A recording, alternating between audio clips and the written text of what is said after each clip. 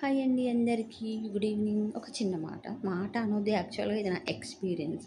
నాదనే కాదు ప్రతి ఆడవాళ్ళది అనుకోండి. మామూలుగా మనం ఏదైనా వర్క్ చేసుకున్నప్పుడు కంపల్సరీ హస్బెండ్ మీద డిపెండ్ అయ్యి అతని హెల్పే అడుగుతాం ఎక్కడికెళ్ళాలనుకున్నాం మనం దేనికైనా.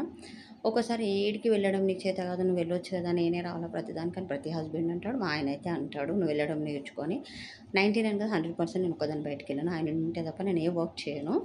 ఆయనతోనే వెళ్తాను. అది ఫస్ట్ నుంచి వాళ్ళు మనకు నేర్పిన అలవాటు. అయితే నిజంగా అబ్బా! ఒక్కోసారి ఆర్గ్యుమెంట్ చేస్తామంట. "ఏ నువ్వు లేకపోతే నేను చేసుకోలేను, నేను చేసుకుంటా" అని. కానీ చేసుకోలేనబ్బా నేను. నేనే కాదు 99% ఎవడు చేసుకోలేరు. అంటే నేను అంత ఆడవాళ్ళు బ్రతకలేరని కాదు. కొంచెం, కొంచెం డిపెండ్ అవుతాము. మామూలుగా వనస్థలిపురం దగ్గర ఓటెప్‌లో నేను బ్లౌజులు కుట్టిస్తాను. అయితే అక్కడ ఒక బ్లౌజ్ అర్జెంట్‌గా ఇచ్చి రావాలి నేను. అయితే ఆ రోజు మా హస్బెండ్ ఉన్నాడు. సండే తప్ప మిగతా డేస్ ఉన్నాడు కదా! సరే ఆయన లేకపోతే ఇచ్చుకుందాంలే ఆయన మీద డిపెండ్ అవ్వాలని వెళ్ళాను. ఆటో బుక్ చేసుకొని వెళ్తే రావడానికి, పోవడానికి అప్ అండ్ డౌన్ 150 ఓకే.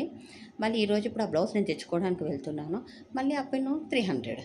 ఇక్కడ చారాన కోడికి బారాన మసాలా 1000 రూపాయలు స్టిచ్చింగ్‌కి, 600 ఆటో చార్జ్‌కి. ఇది అనమాట హస్బెండ్ విలువ ఇక్కడ తెలిసింది నాకిప్పుడు.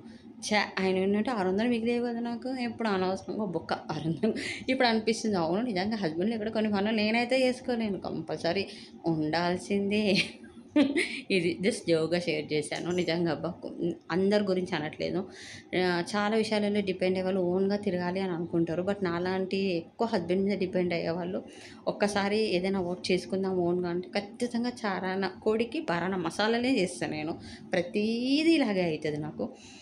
ఎక్కువ డిపెండ్ అవ్వకుండా ఫస్ట్ నుంచి ఉండాల్సింది. ఇప్పుడు మారాలను మారలేకపోతున్నాను. ఓకే. బాయ్.